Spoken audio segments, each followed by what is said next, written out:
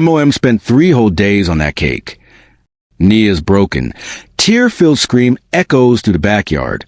Please, ma'am, this is my graduation party. We have permits. And then a cold, venom-dripping voice answers. Little girl, y'all don't get to throw parties like this in this neighborhood. This is an upscale area. You don't belong here. Shut this down right now. Everybody freeze. ID's out. I said right F asterisk asterisk asterisk ING now. And then one calm, ice-cold, confident man's voice cuts through the chaos like a blade. Sergeant, do you even know whose house you just walked into? One phone call, and your entire career is over. The jazz quartet was frozen mid-note. 70 guests, church ladies clutching pearls, cousins from Memphis. Stanford alumni who flew in just for this, stood with champagne glasses halfway to their lips, mouths open. 3 Atlanta PD cruisers sat in the driveway, red blue lights flashing across white tablecloths like blood on a wedding dress. And right then, in that heartbeat of pure chaos, Nia's father stepped out of the shadows. Malcolm Reynolds, 6'3", midnight blue Tom Ford suit, now speckled with gold frosting. Quiet smile gone, eyes colder than a grave. He didn't shout. He never shouted. Sergeant Dempsey, he said, voice smooth as Hennessy parody. You just ended 21 careers, including your own. Dempsey laughed. Actually laughed. Ponytail pulled so tight her eyebrows looked scared. Big man thinks money makes him untouchable. Kowalski, cuff him. Obstruction. Officer Kowalski grabbed Malcolm's arm. Spun him, metal clicking on one wrist. Malcolm didn't resist. He just reached into his jacket with his free hand. Pulled out a black satellite phone. No case. Government only. Hit speed dial. Speaker on. One ring. Director Brooks, DEA National Headquarters. Authenticate. Dempsey's smirk flickered. Malcolm never blinked. Special Supervisory Agent Malcolm Reynolds. Badge 182 Kilo. Operation Southern Shield. I'm at primary residence. Atlanta PD just conducted unlawful entry, assaulted a federal officer in front of 70 civilian witnesses, destroyed cover property, and compromised 14 months undercover. Send everything you've got. 2 seconds of silence that felt like forever. Then Brooks, voice like thunder and gravel. Copy that, Reynolds. Black Hawks airborne. ETA 120 seconds. Hold the line. Click. You could hear Dempsey's soul leave her body. 90 seconds later, the sky ripped open. Boom, boom, boom. 3 matte black UH-60s thundered over the treetops, so low the downdraft shredded tablecloths, sent gold balloons exploding like gunfire, and made every champagne flute on the tables vibrate. Searchlights stabbed down, blinding white. Ropes dropped from all 3 birds. 24 DA tactical operators fast roped down in perfect sync. Boots hitting grass like Judgment Day. They moved like ghosts. HK-416S up, night vision flipped. DA raid jackets glowing. The lead agent, Assistant Special Agent in charge Marcus Brick Johnson, marched straight to Dempsey. Sergeant Carla Marie Dempsey, he barked, voice carrying over rotor wash. You're under federal arrest for assault on a federal officer, destruction of government property, conspiracy to obstruct a Department of Justice investigation, and Title 18, Section 201, bribery. Turn. Around. Dempsey's knees buckled. The same hands that shoved an 18-year-old black girl now got zip-tied so tight they went purple. Officers Ramirez and Kowalski were already face down in what used to be wedding cake. Muzzles pressed into their necks by operators who looked disappointed they didn't get to shoot anyone. Nia was sobbing into her mother's arms, frosting in her locks, gold sash ruined. Malcolm knelt in the wreckage, cupped his daughter's face. Baby girl, look at me. Nia looked up, mascara rivers down her cheeks. It's over. Nobody touches you. Not ever again. One young operator, name tape Wilson, gently picked up the crushed Stanford acceptance letter from the grass, tried to smooth it. We're getting this reframed, ma'am, she told Dr. Aisha Reynolds. 24-karat gold edge. On us. Promise. Director Brooks himself fast roped down from the second bird. 60 years old and still moving like Delta. He crushed Malcolm in a bear hug. 14 months, brother. You were supposed to come in next week. Malcolm actually smiled for the first time that night. She only graduates once, sir. Brooke surveyed the wreckage. Flipped tables, shattered champagne bottles, gift envelopes floating in the pool. Get these people a whole new party. Cake, gifts, everything. Bill it to seize cartel assets. I want this backyard looking like Dubai by sunrise. Then he turned to Dempsey, zip-tied on her knees in the grass. You've been taking $150,000 a month from Sinaloa for 18 months to wave fentanyl down 20. You got paranoid when Agent Reynolds stayed too clean. So you fabricated a noise complaint and decided to burn his cover tonight. He leaned in so close she felt his breath. You picked the wrong daddy's daughter. The helicopters lifted off as dramatically as they arrived, searchlights sweeping the sky like God closing the book on her life. Dempsey was loaded into an unmarked Suburban, no lights, no mercy. Malcolm stood in the ruins of his daughter's dream night and made a promise. This wasn't over. But to understand how we got here, we have to go back. Back 14 months. To the night Malcolm Reynolds stopped being Malcolm Reynolds and became Ghost. A warehouse off Fulton Industrial Boulevard. Smells like diesel, weed, and broken dreams. 23 cartel soldiers under flickering lights, all packing. In the center, Malcolm. But nobody here called him Malcolm.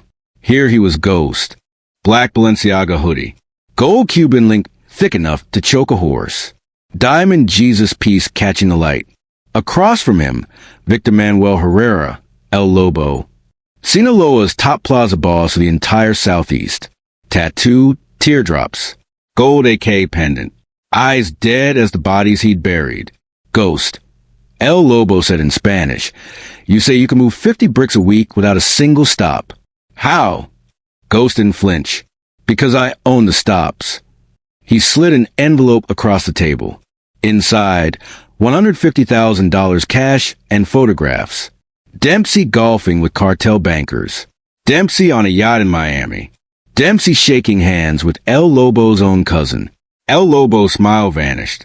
"You're either the craziest son of a bitch I ever met, or the realest." Ghost shrugged.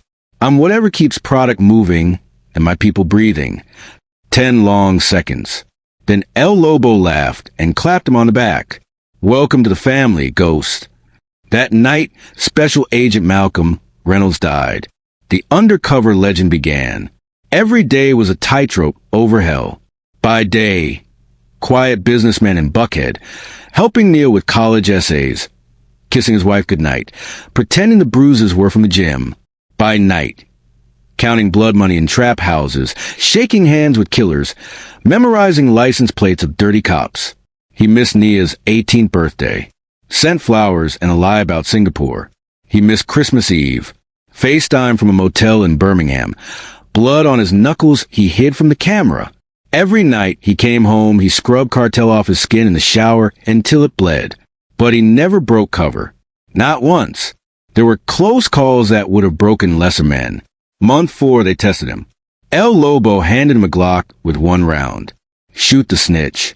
The man tied to the chair was crying, snot running. "Please, I got kids." Ghost raised a gun, turned, and put the bullet in the ceiling. Then stared El Lobo dead in the eye. "My trucks don't run if people think I kill for fun. Fear is good. Stupidity is bad for business." Silence. Then El Lobo started clapping. "You cold, Ghost. Ice cold." But inside the wire Malcolm wore, the DEA listen team almost had heart attacks. Month 9, Christmas Eve. Nia FaceTimed, voice cracking. "Daddy, you promised you'd be home." He was in a motel counting cartel cash with blood on his knuckles. "I'll make it up to you, baby. Promise." She hung up. That night Malcolm sat on the motel bed and cried for the first time since he was 12. Month 11, the night he almost lost everything. A routine stop on I-20. Dempsey's team pulled over one of Ghost's trucks. A rookie Georgia State Trooper rolled up, real hero type, and started asking questions. Dempsey panicked, called Ghost at 3 a.m. "They're searching." "What'd I do?" Ghost was ice. "Put me on speaker." She did. Ghost's voice came through like Satan himself. "Trooper, this is Special Agent Malcolm Reynolds, DEA. You are interfering with a classified operation. Stand down now, or I'll have your badge and your freedom by sunrise." The trooper laughed. "Prove it." Ghost texted him a photo. The trooper's wife and kid sleeping. Taken an hour ago. The trooper went white. He left. Dempsey was shaking when she got back in her cruiser. "Who the hell are you, Ghost?" He hung up without answering. And then came the graduation party. Dempsey had been watching. Ghost never slipped. Never got high. Never spent flashy enough. Perfect men are usually rats. So she decided to burn his world and see what crawled out. She made the call herself. Noise complaint. 1247, Peachtree Battle Avenue. Send units. She wanted to watch him sweat. Instead, she watched her life end. Back to the backyard. After the helicopters left, the grass was ruined. Tables flipped. Gifts floating in the pool. Malcolm stood in the wreckage, holding his crying daughter. Director Brooks put a hand on his shoulder. "You did it, Malcolm. 840 keys off the street. 21 dirty badges. You're a legend."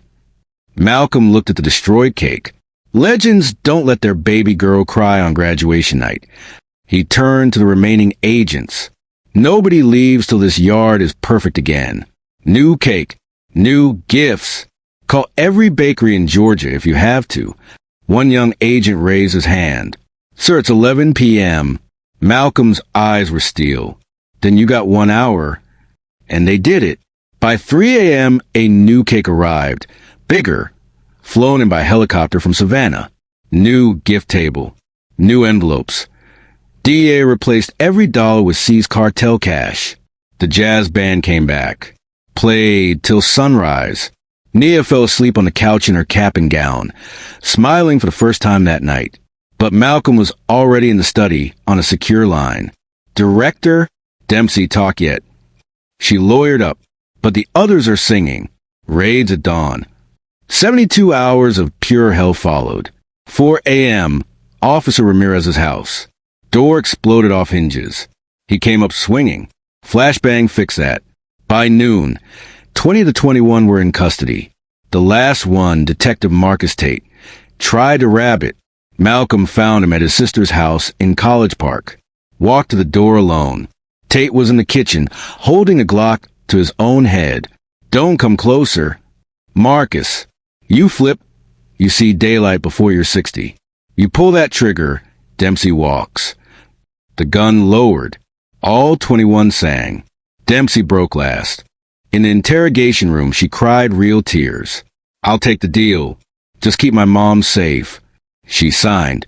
32 years. No parole. The press conference broke the internet. Operation Southern Shield. Largest police corruption takedown in Georgia history. Hashtag Wrong Daddy's Daughter trended for weeks. But the world never saw the quiet moments.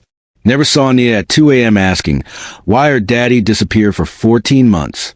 Never saw Malcolm's voice crack when he said, "Every day in hell, you were my North Star." Never saw Dr. Aisha break down when she realized her husband had been one mistake from a body bag. And they never saw the second party. 1 year later. Same backyard, transformed. Permanent string lights. 20-foot LED wall playing Nia's life. 6-tier cake. Unbreakable. DA agents on the grill. Reformed cops at the gates, heads bowed. The plaque by the pool, brass, glowing. She thought it was just a graduation party. It became career-ending day for 21 dirty cops. Touch this child, and the full weight of the United States government falls from the sky. Nia, Stanford freshman now, stood in cardinal red, ready to fly west. Malcolm pulled out a tiny box. Gold necklace. Pendant. A tiny black hawk with a cake underneath. So, every time you're scared, touch this. Daddy's one phone call away. Nia hugged him so hard his new deputy director badge bent. "Daddy, you really took down an empire for my cake?" He kissed her forehead.